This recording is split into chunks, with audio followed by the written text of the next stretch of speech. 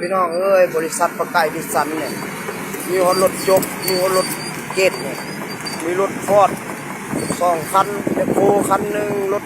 เกตคันหนึ่งนี่มาทำลายทรัพย์สินของพ่อแม่ประชาชนเนี่ยเบิ่งเอาพี่น้องเอ้ยพี่น้องบ้านเมืองเอ้ยให้พิจารณาเด้อให้ฮอดขั้นถึงเด้อ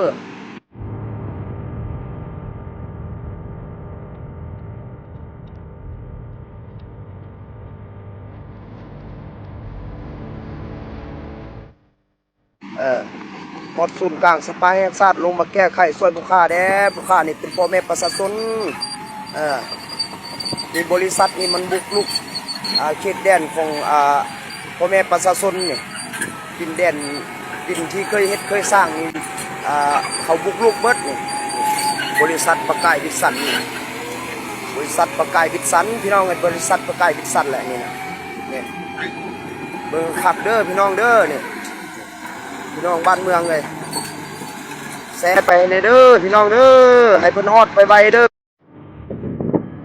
เบิ่งเอาพี่น้องบ้านเมืองให้เบิ่งเอา